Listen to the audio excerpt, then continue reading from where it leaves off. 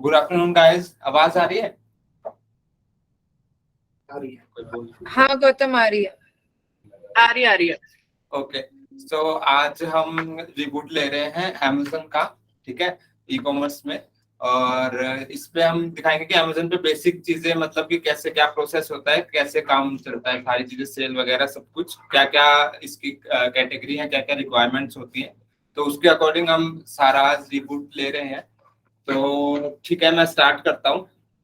First of all Amazon के जो basic मतलब कि कैसे प्रोसेस चलता है उसके अकॉर्डिंग हम पहले लेते हैं। तो अमेज़न का जो फर्स्ट स्टेप होता है वो होता है सेलर सेंट्रल अकाउंट रजिस्ट्रेशन। अरे यार, ठीक है। तो सबसे पहले हम जो है इसका सेलर अकाउंट रजिस्टर करते हैं, सेलर का। तू कुछ स्क्रीन पे दिखा रहा है क्या गौतम? हाँ, प्रेजेंटेशन है, शो नहीं हो रहा है।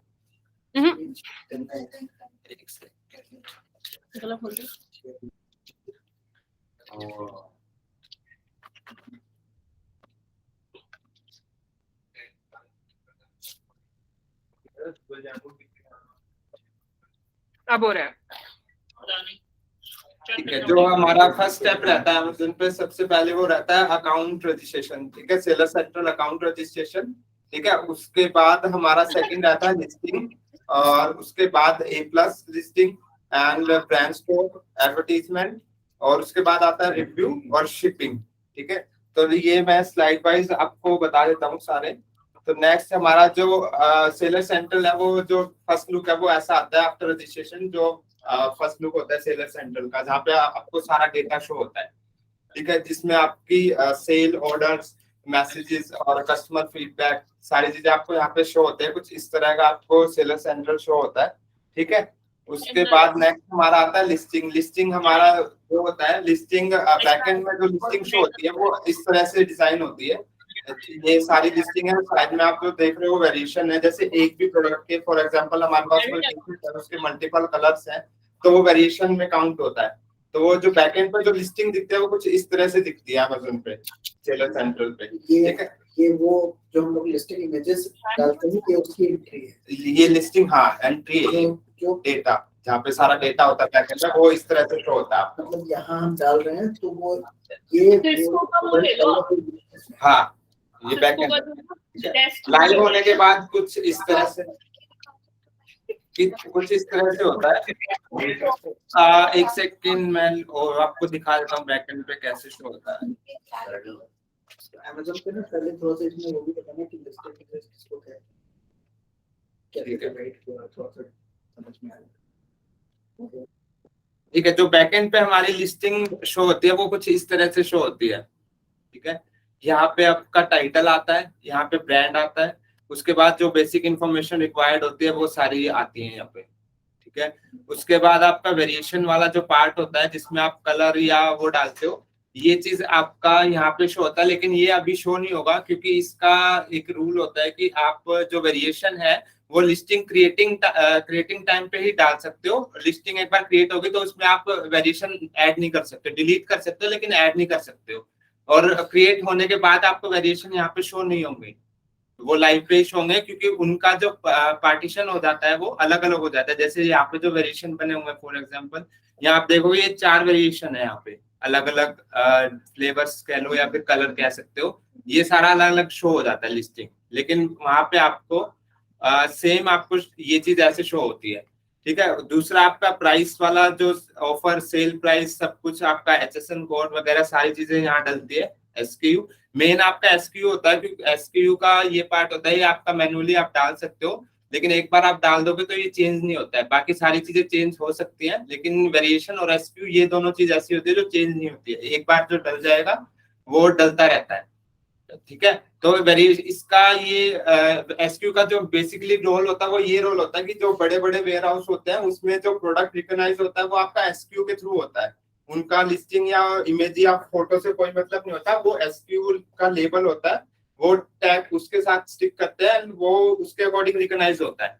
तो ये रोल होता है जो आपका SKU का होता है, ठीक है। डिलीवरी के टाइम पे भी और वैसे इंटरनली मैनेज करने के लिए तो भी। मेरा क्वेश्चन है लाइक अगर कोई प्रोटीन है ठीक है वो अभी एक ही फ्लेवर में लॉन्च हुआ है लेकिन within a month or 2 months उसका दूसरा फ्लेवर आ गया तो उसकी अलग से लिस्टिंग उसकी बनेगी। अलग से लिस्टिंग बनेगी। अगर ये चीज आप सेलर करना चाहता तो उसको ये पहले से प्री प्लान करना होगा उसको। अगर मेरे नेक्स्ट 4 मंथ बाद नए फ्लेवर्स आएंगे तो उसको वो लिस्टिंग में पहले ही वेरिएशन काउंट बनाना पड़ेगा। बना के छोड़ दो, उसे लाइक मत करो, कोई प्रॉब्लम नहीं है।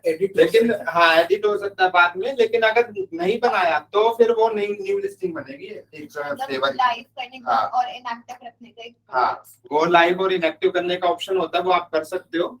ठीक है, उसके बाद आपका सारा यहाँ पे जो और डिटेल्स होती हैं बैटरी से रिलेटेड या फिर आपको कुछ भी जो लीगल डिटेल्स होती है वो आपकी यहाँ पे डल सकती हैं, जो भी डिटेल्स आप चाहते हो।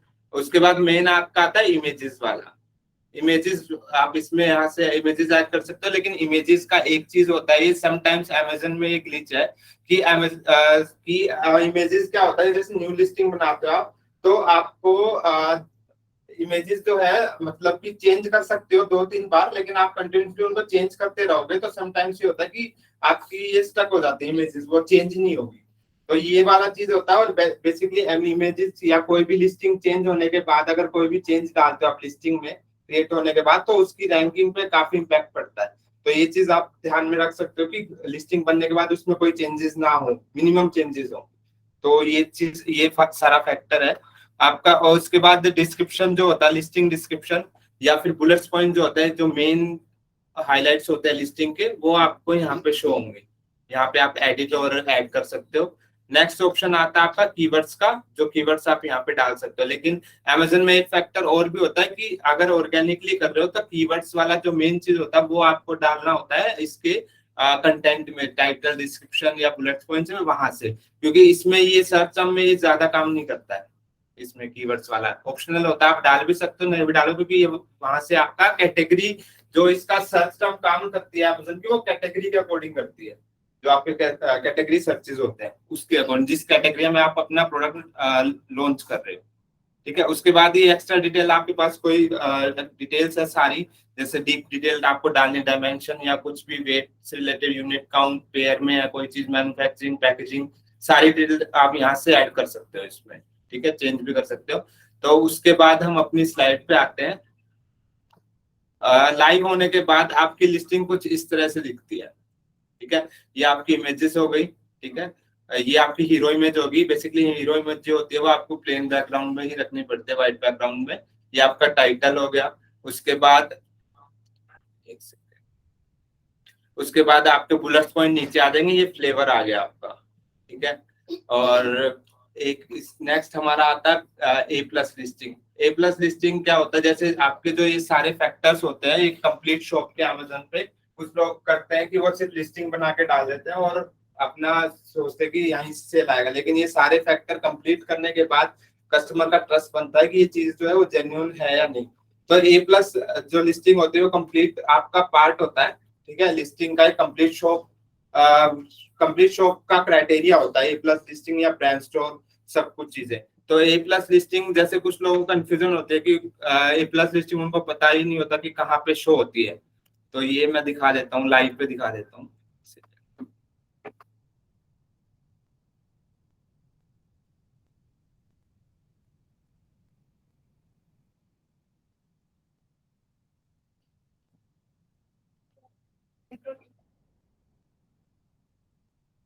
ये हमने अपनी लिस्टिंग खोली, इसके नीचे आप जाओगे, ये आपका A+ लिस्टिंग होता है। अभी इनका जैसे क्या है, इसमें पूरा प्रोडक्ट का डिस्क्रिप्शन डला हुआ है, सारी हाइलाइट्स डली हुई है, लेकिन इसमें एक चीज और भी होती है, इसमें लिंक वाला भी होता है कि जैसे फॉर एग्जांपल यहाँ पे आपके पास 4 प्रोडक्ट है, तो यहाँ पे आपके प्रोडक्ट इमेज प्लस उनके लिंक लग जाते हैं, इंटरनली लिस्टिंग लिंक बोलते हैं जिन्हें। तो वो यहाँ से क्लिक करके आपका नेक्स्ट लिस्टिंग पे भी जा सकता है। ये आपका A+ लिस्टिंग हो गया। ठीक है, उसके बाद हम आते हैं ब्रांड स्टोर पे। ब्रांड स्टोर का एक काफी इम्पैक्ट पड़ता है हमारी लिस्टिंग पे या अमेज़न की शॉप को कंप्लीट करने में। उसका मेजर रोल जो होता है, एक शॉप होता है। Gautam, can you hear me? Yes, I can hear you, tell me. अच्छा, A+ में जो कंटेंट होता है उसका कीवर्ड्स भी क्या आता है? व्हेन समबडी searches हाँ, for वो something आपका कंप्लीट that काउंट important. में कंटेंट कीवर्ड्स हम्म. जो ए Okay. प्लस का हो गया या ब्रांड स्टोर का हो गया, जहां पर भी आपके प्रोडक्ट से रिलेटेड कीवर्ड्स है वो पूरा ही जो है क्रॉल होता है। Okay. Okay. Got it.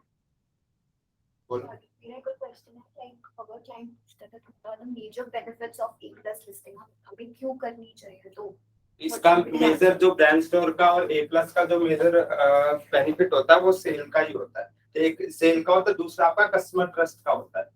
ठीक है, अगर आप जैसे सिंपल अगर आप ये चीज बना के छोड़ोगे, क्या होता है इसमें कुछ चीजें ऐसी होती है, जैसे जो कस्टमर होते हैं उनको पता होता है, काफी सारे कस्टमर को चीजें पता होती है। ठीक है, इसमें आपका पूरा प्रोडक्ट जो है वो शो होता है। एक चीज और इसमें होता है कि जैसे अगर आप बुलेट पॉइंट या डिस्क्रिप्शन में लिख रहे हो कोई चीज, ठीक है, उसको लोग वो मतलब कि वो चीज इतना आई कैचिंग नहीं होता, लेकिन अगर आप उसी चीज को ए प्लस में दिखा रहे हो विद इमेजेस, तो वो चीज लोग ज्यादा मतलब कि उसका इम्पैक्ट पड़ता है और वो आसानी से समझ आता है उन चीजें।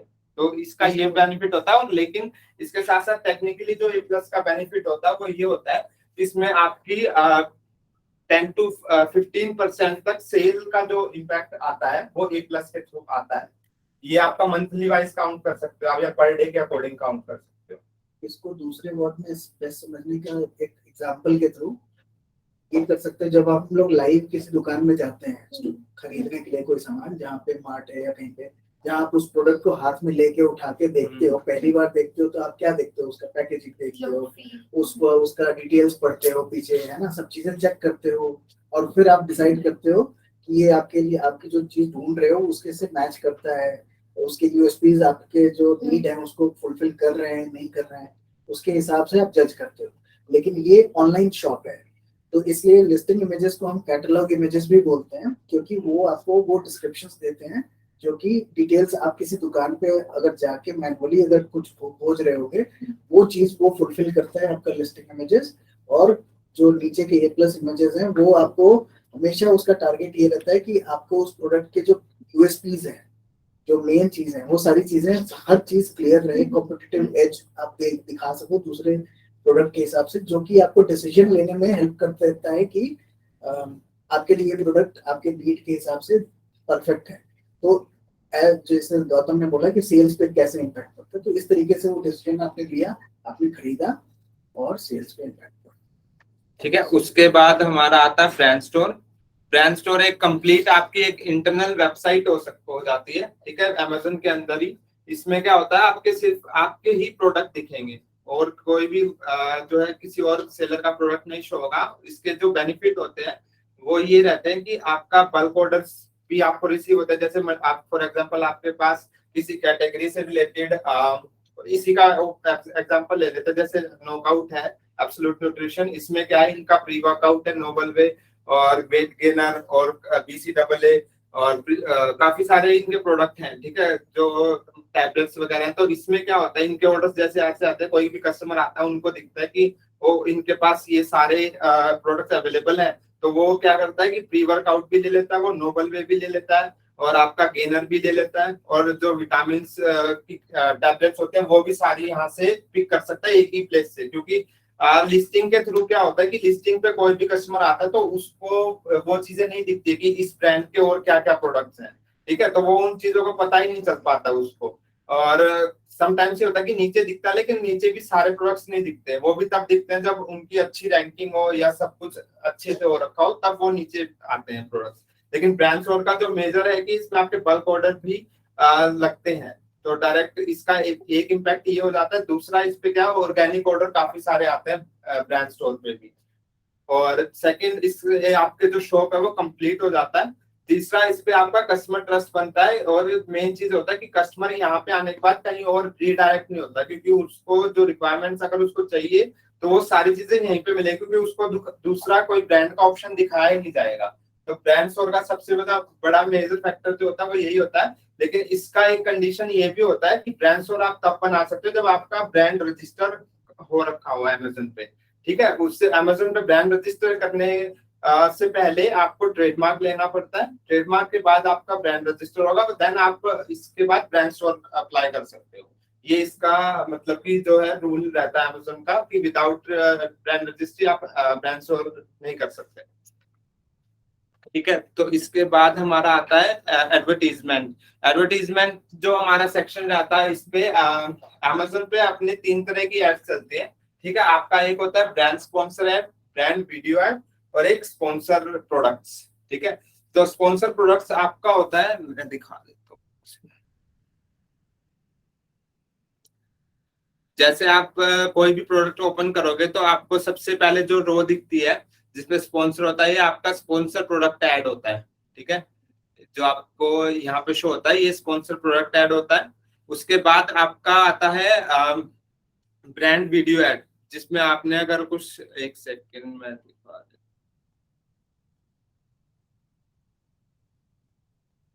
फॉर एग्जांपल हमने कुछ सर्च किया,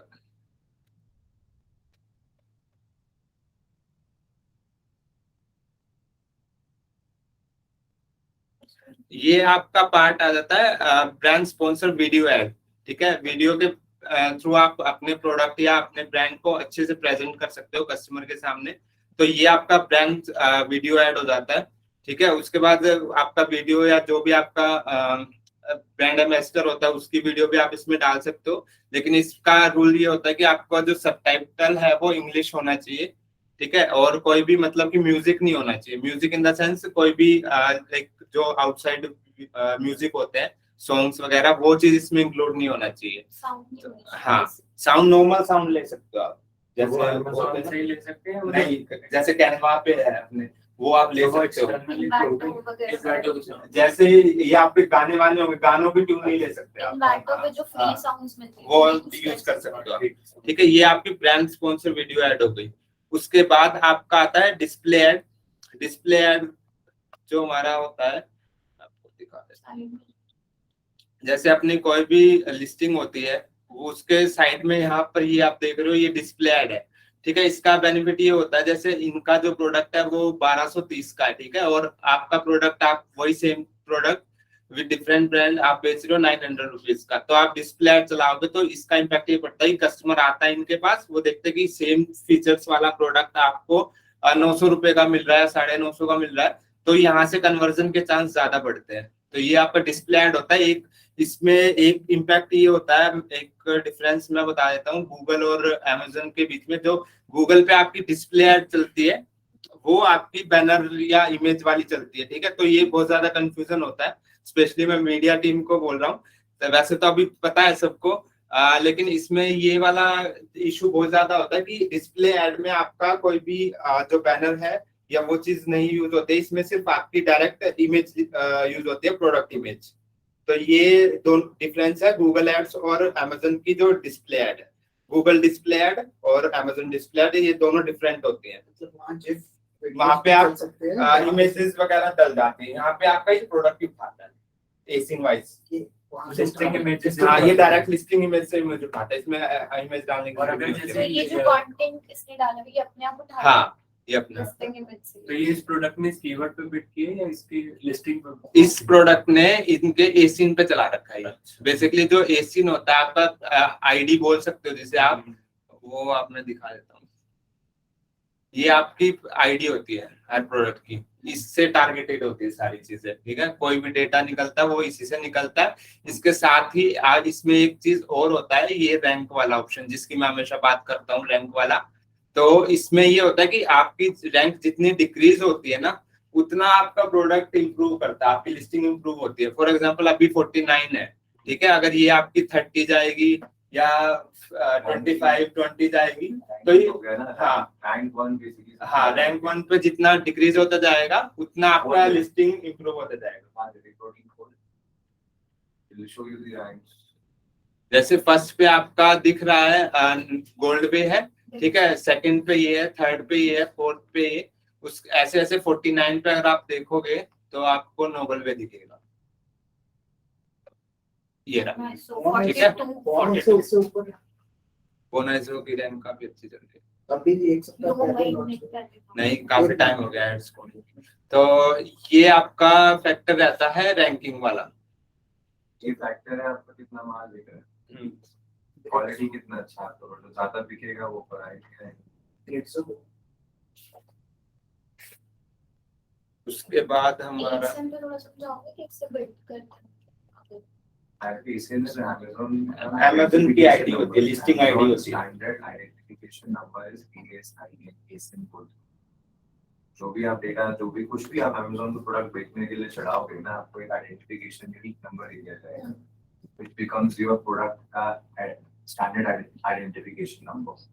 तो जैसे अभी बताएगा, तो एनी प्रोडक्ट और जो भी आपका प्रोडक्ट है, अपना एक यूनिक नंबर वो Amazon नहीं मिलता, मतलब कि जब आप लिस्ट करते हो ऑटोमेटिकली जनरेट होता है वो आपका लिस्टिंग। उसके बाद हमारा आता है रिव्यू हेल्थ। अब रिव्यू हेल्थ में क्या होता है, इसका भी काफी मेजर इम्पैक्ट होता है हमारे लिस्टिंग या अकाउंट पे या प्रोडक्ट्स पे, ठीक है। लेकिन मोस्ट ऑफ द पीपल को ये कंफ्यूजन होता है कि रिव्यू जो होता है आपका एक ही टाइप का होता है अमेजन पे, लेकिन अमेजन के दो टाइप के रिव्यू होते हैं। एक आपका होता है सेलर अकाउंट रिव्यू और एक होता है आपका प्रोडक्ट रिव्यू, ठीक है। प्रोडक्ट रिव्यू आप सबको पता है, जो यहाँ पे आपको शो होता है लिस्टिंग के ऊपर, तो ये प्रोडक्ट रिव्यू होता है। इसके अलावा आपका सेलर फीडबैक ये होता है। इन दोनों का इम्पैक्ट पड़ता है आपके अकाउंट पे। जैसे अमेजन में भी आपके काफी सारे लेवल होते हैं, जैसे बेसिक, स्टैंडर्ड, उसके बाद ब्रॉन्ज, सिल्वर और गोल्ड, ऐसे चलता है ये भी। तो आपका सारा ओवरऑल जो इम्पैक्ट पड़ता है वो रिव्यू का पड़ता है। तो इसमें आपका एक जो ये होता है सेलर फीडबैक के लिए होता है, जो आप डेस्कटॉप पे देख रहे हो, और एक होता है आपका प्रोडक्ट के बारे में कि आपका प्रोडक्ट कैसा है या क्या चीज है, अच्छा है या बुरा है। तो ये आपका प्रोडक्ट रिव्यू हो गया, ठीक है। इसके बाद ये सेलर का होता है। ये सेलर के लिए स्पेशली डाला जाता है कि सेलर किस तरह के प्रोडक्ट सेल कर रहा है, अच्छा सेलर है या किसी कस्टमर की बात हुई है, रूड हुआ है, 1-2 स्टार जो भी देना होता है। लेकिन इसका जो हमारा ये रहता है, इसका इम्पैक्ट पड़ता है हमारी लिस्टिंग पे। अगर हमारे काफी बैड रेटिंग होगी या फिर रिटर्न्स ज्यादा होंगे तो हम अपनी लिस्टिंग जो होती है वो डाउन हो जाती है, बाय बॉक्स जा सकता है या और भी काफी सारी चीजें हो सकती हैं, ठीक है। लिस्टिंग इनएक्टिव भी हो सकती है या फिर कुछ भी। अमेज़न समटाइम्स क्या होता है कि इनवॉइस वगैरह भी डिमांड कर देता है कि इनवॉइस चाहिए हमें इस प्रोडक्ट का, ब्रांड रजिस्ट्री वगैरह सब कुछ। और इसका अगर डाउन जाता तो इसका इम्पैक्ट पड़ता है हमारे अकाउंट पे। अपना जो अमेज़न का अकाउंट है वो डीएक्टिवेट भी हो सकता है इस रेटिंग की वजह से। तो ये हमें काफी जो रहता है इसको ध्यान में रखना चाहिए। और इसका जो रिव्यू करने का ऑप्शन है तो है वो भी अमेज़न में बहुत टिपिकली होता है। वो जैसे ये आप इजीली कर सकते हो रिव्यू, लेकिन इसका थोड़ा टिपिकल होता है जो अमेज़न पे रिव्यू सेलर फीडबैक करते हैं। तो ये हमें देखना होता है, ये ऐप में दिखता है आपको। लेकिन मोस्टली टाइम ये होता है कि आपको जो है प्रोडक्ट जब परचेज कर लेते हो तो वहां पर आपका आता है कि सेंड ए सेलर फीडबैक करके, ठीक है। वो डालोगे तो वो यहाँ पे सीधा शो होगा, उसका इम्पैक्ट पड़ता है कस्टमर को, तो सॉरी सेलर को। तो जो परचेज करता है सब उसी को ही दिखता है। हाँ, ऑर्डर के बाद ही शो होगा, ठीक है। नेक्स्ट हमारा शिपिंग सर्विस कोई है। ऐसे भी करा सकता है, लाइक तुम मेरे कंपेटिटर हो और तुम परचेज खरीद करवा के रहे हो करवा किसी सकता से है, और फिर गलत रिव्यूज या फिर ऐसे कुछ डलवा रहे हो और क्या? तो उससे हमारी रैंक जाती है। तो बिल्कुल, उसका क्या accountability पे आता है। सॉल्यूशन? उसका सोल्यूशन ये होता है इंटरनली, जैसे कुछ लोगों को पता नहीं होता कि ये होता किस लिए, तो वो क्या करते हैं कि आपका सेलर रिव्यू पे प्रोडक्ट का वो डाल देते हैं कि ये प्रोडक्ट बेकार था या घटिया था, न्यू होना चाहिए या जो भी होता है। तो वो डालने के बाद जैसे अगर आप FBA के अंडर हो, FBA in the sense fulfilled by Amazon, जो आपने सुना होगा कि अमेज़न में आपका सामान रखा जाता है वेयर हाउस में, सारा वहीं से डिस्पैच, उसके अंडर आते हो। तो इस पे क्या होता है, अगर इस अकाउंट रिव्यू पे अगर आपका कोई प्रोडक्ट रिव्यू आता है ना तो अमेज़न उसको ऑटोमेटिकली रिमूव करवा देता है। लेकिन अगर वो सिर्फ सेलर के लिए आता है तो रहता है, ठीक है। कंपेटिटर्स को हाँ। पता ही होगा ना कि कैसे करवाना है। हाँ, वो तो बताते ही उसको पता होता है, लेकिन इस पे नहीं करवाते हैं वो, काफी टाइम नहीं कराते हैं। तो एक दो जिनको ज्यादा ही नॉलेज होते हैं वो करवा देते हैं, लेकिन नहीं चाहते। तो इसका कोई सॉल्यूशन है? इसका सॉल्यूशन है, इस पे रिव्यू आता है तो उसके बाद ऑप्शन आता है आपका कि मतलब कि उसको रिप्लाई करने का। रिप्लाई अगर ढंग से करोगे तो अमेज़न उसको रिमूव कर देगा, ठीक है। वो आता है। इसका भी सेम चीज होता है। इसका नहीं होता है, मतलब कि ये हट नहीं सकता है, एक बार डल गया तो इसको फिर जो कस्टमर है वही रिमूव कर सकता है जो प्रोडक्ट रिव्यू होता है, ठीक है। इसके केस में आप ये कर सकते हो, इसका सोल्यूशन ये है कि अगर आपका एक नेगेटिव रिव्यू आता है तो उस पर आप 4 to 5 पॉजिटिव रिव्यू करवा दो, ठीक है। तो वो नीचे चला जाता है, ये रहता है आपका। उसके बाद आपका ऑप्शन आता है शिपिंग का, ठीक है। तो अमेज़न में 3 तरह से शिपिंग होती है आपकी। एक होती है सेल्फ शिप, एक होती है इजी शिप और एक होती है FBA। अब तीनों में डिफरेंस ये रहता है आपका सेल्फ शिप के जो होती है उसमें क्या होता है, आपका जो कोरियर पार्टनर होता है वो थर्ड पार्टी होता है। और फॉर एग्जांपल ब्लू डार्ट हो गया या शिप रॉकेट के थ्रू, या इसमें आपका शिप रॉकेट में थर्ड पार्टी होता है। और उसमें क्या होता है, इसमें अमेज़न का कोई रोल नहीं होता। जो आपका ऑर्डर होता है ट्रैकिंग वाला, वो सारा एक्सेस आपके इस पोर्टल वाले के पास होता है। जो जिस पोर्टल का आप ले रहे हो थर्ड पार्टी का, ब्लू डार्ट या शिप रॉकेट से ले रहे हो, वो सारा ट्रैक आपको वहां से दिखेगा। अमेज़न पे इस पे अमेज़न का सपोर्ट नहीं मिलेगा, सिर्फ अमेज़न का सपोर्ट मिलेगा ऑर्डर से रिलेटेड। बाकी ट्रैकिंग या रिटर्न या ऑर्डर डिलीवरी से रिलेटेड आपको यहाँ से सपोर्ट नहीं मिलेगा, आपको मिलेगा वहां से। ठीक है, इसमें डिफरेंस ये आता है, अगर आपको चेक करना हो, जैसे अगर आप उस पे देखोगे लिस्टिंग पे, तो एंड में आप जहाँ देखोगे ना, वहां लिखा होता है सोल्ड एंड फुलफिल्ड बाय टैशियर। इट मींस ये आपका सेल्फ शिप चल रहा है। ठीक है, ये जो टैशियर है वो सेल्फ शिप कर रहा है अपना। ठीक है, थर्ड पार्टी के थ्रू। ब्लू डार्ट वगैरह थोड़ी आएंगे इसमें, तो कंपनी आएगी ना। ब्लू डार्ट भी आ सकता है, लेकिन उनकी उन कोरियर कंपनी की कंडीशंस होती है। ठीक है, अब इसमें क्या होता है, कोरियर वाले फैक्टर में जैसे ब्लू डार्ट हो गया, DHL हो गया, ये हाई लेवल पे ऑर्डर जो है डिलीवरी करते हैं, तो इनकी कंडीशन ये होती है कि आपके पर डे के अगर 50 प्लस ऑर्डर है तो हम अपना आपको अकाउंट दे देंगे, तो आप कर सकते हो ब्लू डार्ट, या वो बंदा आपसे पिक कर। लेकिन अगर आपके जैसे 10-5 ऑर्डर है, तो उसके लिए सोल्यूशन ये निकाला था इन्होंने, उसके लिए आया था आपका ये शिप रॉकेट प्लस पोर्टल। ठीक है, शिप रॉकेट पे क्या होता है, शिप रॉकेट एक पोर्टल ऐप था, उसने क्या किया, जितने भी वेंडर थे आपके ब्लू डार्ट, DHL और एक्सप्रेस जितने भी थे, उन्होंने सबको कंबाइन करा और कस्टमर के साथ खुद कनेक्ट हो गया।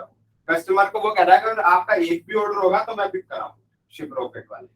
ठीक है, तो उसकी रिस्पॉन्सिबिलिटी ये है कि आप शिप रॉकेट के थ्रू कर सकते हो इसको अटैच, इसका API डलता है उसमें।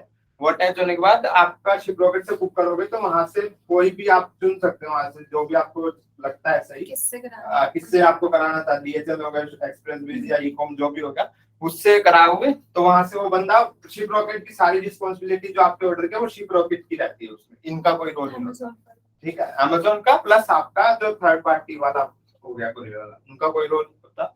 तो वो आपकी रिस्पॉन्सिबिलिटी होती है जो वो शिप रॉकेट की होती है। नेक्स्ट आपका आता है इजी शिप। इजी शिप में क्या होता है कि आपका जो डिलीवरी होता है वो अमेज़न के थ्रू होता है। अमेज़न का पर्सन आएगा, लेके जाएगा, आपका रिटर्न होगा तो देके जाएगा, पूरा ट्रैक आपका जो रहेगा वो अमेज़न के ऊपर रहेगा। ठीक है, सारा चीज आप अमेज़न से कैप्चर कर सकते हो, मेरा ऑर्डर क्या है, कुछ भी, सब कुछ, कंप्लेंट्स वगैरह या मैसेजेस जो रहेंगे वो सारा इस पे इजी शिप पे रहेगा। इसमें आपके घर से सामान, ये सेल्फ शिप और इजी शिप में क्या होता है कि जो आपके ऑर्डर्स होते हैं वो आपके घर से या वेयर हाउस से, पर्सनल वेयर हाउस से पिक होते हैं, वहीं पे रिटर्न आते हैं। ठीक है, उसके बाद आपका आता है, इसमें ये रहता है आपका डिफरेंस कि आपका sold by fulfilled by Amazon आ जाता है, ये डिफरेंस होता है इजी शिप का। ठीक है, इसके बाद नेक्स्ट मतलब आपका अथॉरिटी अमेज़न लेता है हाँ, कि भाई कुछ हो गया हाँ, तो मैं- इसमें लिख रहा है ना फुलफिल्ड बाय अमेज़न, अगर कुछ भी प्रॉब्लम होता है तो अमेज़न रिस्पांसिबल है उसके लिए। FP इसमें ना, ये इजी शिप है। fulfilled by Amazon as FP। हाँ, वो FP होगा।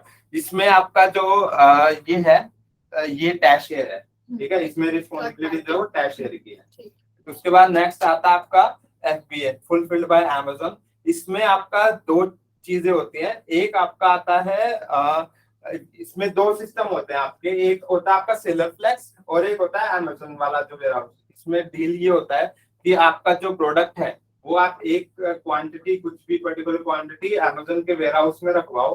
ठीक है, वहीं से आपका ऑर्डर डिस्पैच होगा, वहीं पर रिटर्न होगा, और उसके बाद कुछ भी क्लेम वगैरह चलता है वो सारी रिस्पॉन्सिबिलिटी, ओवरऑल रिस्पॉन्सिबिलिटी जो है वो अमेज़न लेता है। आपको कोई हेडेक नहीं है, आपको सिर्फ ये है कि आपका अकाउंट लिंक होता है, जितना भी अमेज़न की फीस रहती है सब कुछ कट पिट के वो आपके अकाउंट में डिलीवर हो जाता है। ठीक है, तो ये आपका फुलफिल बाय अमेज़न रहता है। इसका ये रहता है कि इसमें भी आगे दो पार्ट आते हैं, एक MSF होता है, मल्टी सेलर फ्लेक्स, और एक होता है आपका ये सेलर फ्लेक्स रहता है। जो इसमें दो तरह के आते हैं। जो सेलर फ्लेक्स होता है आपका, उसमें आप जो आपका वेयर हाउस रहता है वो आपका पर्सनल वेयर हाउस बन जाता है, और उसमें आपको अमेज़न की तरफ से टैग मिल जाता है, ये फुलफिल्ड वाला, फुलफिल्ड बाय अमेज़न, ये पहचान होती है इसकी वेयर हाउस की, अमेज़न की। एक बेसिकली एक ट्रस्ट भी होता है, कस्टमर ट्रस्ट। कस्टमर को लगता है कि मेरा जो सामान है वो एक तरह से अमेज़न के पास से ही आ रहा है।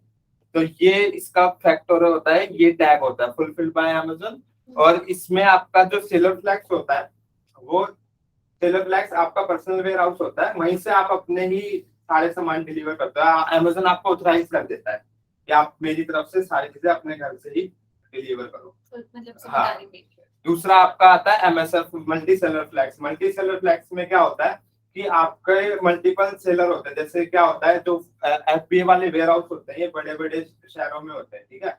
अब इनका क्वांटिटी भी चाहिए होता है और दूर भी काफी होता है, तो जो छोटे शहरों वाले हैं तो उन पे हो नहीं पाता था। मतलब कि अगर मान लो किसी को 20 पीस रखवाने हैं तो उसका ट्रांसपोर्टेशन का इतना चार्ज बन जाता है और काफी सारी चीजें मैनेज करने में दिक्कत। तो अमेज़न ने क्या करा, अमेज़न ने FBA के नीचे रख दी MSF मल्टी सेलर फ्लैग्स। यहाँ पे क्या होता है, यहाँ पे एक पर्सन होता है जो अपना अमेज़न से अथॉरिटी ले लेता है, एक मिनी FBA बोल सकते हो आप उसको। उसमें क्या होता है कि वो सारे जितने मल्टीपल सेलर होते हैं ना, जैसे आसपास के अपने शहर के, वो सारे उसको वहां से प्रोवाइड करवा देता है। उसमें सर्विस आपको पूरी जो कंप्लीट है वो FBA वाली मिलती है। उसका एक वेयर हाउस होता है, वहां पे आप मल्टीपल सेलर अपना सामान रखवा देते हैं, वहां से आपका डिलीवर होता है कस्टमर के पास डायरेक्ट। तो ये आपका MSF हो जाता है मल्टी सेलर फ्लैग्स। और पहले जो बताया था उसमें एक ही सेलर, उसमें वो सेलर को पर्सनल मिलता है अपना। तो हाँ, मतलब तुम मैं कर उसमें सकते हो, तुम ना प्रीमियम सेलर हो हमारी मैं तरह आपको से। हाँ, authority अथॉरिटी दे रहा हूँ, फुलफिल्ड बाय अमेज़न की टैग सारी चीजें, तुम प्रीमियम सेलर हो हमारे, तो वो आपको उसमें पर्सनल मिलता है। इसमें आप मल्टीपल सेलर को कनेक्ट कर सकते हो आप मल्टी सेलर फ्लैग्स में। तो ये ओवरऑल सारा अमेज़न का प्रोसेस रहता है। बाकी इसके लिए और भी चीजें एडवांस रहते हैं, वो नेक्स्ट रिपोर्ट में इजी शिप और बताया FBA जाएगा। में एक मेजर डिफरेंस बताओ। इसमें इजी शिप और FBA, इजी शिप में आपका ये होता है कि जैसे FBA में अगर आप कन्वर्ट होते हो तो आपको डे 1 से ही प्राइम टैग मिल जाता है। जैसे कि आप सोचते हो कि जो मोस्टली सेलर कस्टमर होते हैं वो क्या करते हैं, सीधा प्राइम का वो लगाते हैं फिल्टर और परचेज करते हैं, 2 दिन में 1 दिन में डिलीवर हो जाता है। एक ये हो गया आपका, ठीक है। दूसरा आपका जो वेयर हाउस से जाता है अमेज़न के, वो आपकी हेडेक नहीं रहती, यार ऑर्डर आगे पैक करना है, नहीं पैक हुआ तो पेनल्टी लग जाएगी या कुछ भी हो जाएगा, वो हेडेक खत्म हो जाता है, ठीक है। इजी शिप में आपके घर से जाता है ऑर्डर, ठीक है, आपको सब कुछ आपको फुलफिल करना होता है ऑर्डर। उसके बाद प्राइम वाला इजी शिप में भी मिल जाता है, इजी शिप प्राइम बोलते हैं बेसिकली उसमें उसको। और इसमें क्या होता है कि आपका जो प्राइम वाला होता है, उससे पहले आपको एक क्राइटेरिया कंप्लीट करना होता है सेलर को, इसको बोलते हैं गारंटी डिलीवरी ऑर्डर। वो आपको मतलब कि 20-15 ऑर्डर आपके गारंटी डिलीवरी ऑर्डर जाने चाहिए, बिलो टू प्राइम होता है लेवल, ठीक है। और वो आप करोगे, उसके बाद अमेज़न आपको कुछ दिन बाद भेजेगा वो चीज कि आप मतलब कि कैपेबल हो उसके लिए, प्राइम के लिए आप अपना अप्लाई कर लो, ये आ जाता है आपका। लेकिन आपका जो ये सबसे बड़ा फैक्टर होता है, ये कस्टमर ट्रस्ट का होता है।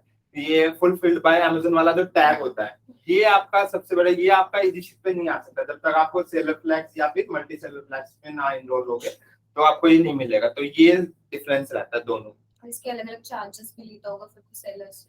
हाँ, इनके सारे चार्जेस होते हैं, पैकेजिंग फीस होती है, कमीशन होता है। इसमें आपका फुलफिल बाय अमेज़न में वेयर हाउस चार्ज लगते हैं, स्टोरेज फीस, इन्वेंटरी, ट्रांसपोर्टेशन, काफी सारे चार्जेस होते हैं, तो अकॉर्डिंगली वर्क करते हैं। तो ये सारा हमारा अमेज़न का था बेसिक। अब किसी का क्वेश्चन हो तो प्लीज आस्क।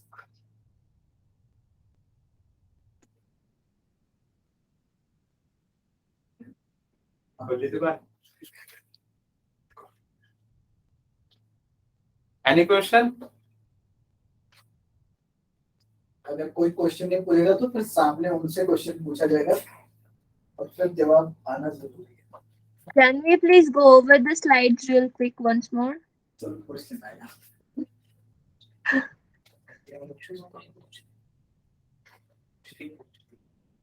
श्री रिपीट करो क्वेश्चन। यही क्वेश्चन था, क्वेश्चन कुछ नहीं था, I was just telling you कि एक बार स्लाइड से और एक बार just let's go over this slides. अब मैं स्लाइड शेयर कर दूंगा, कोई प्रॉब्लम। हाँ, ओके, ठीक है guys. Thank you. Okay guys, thank you.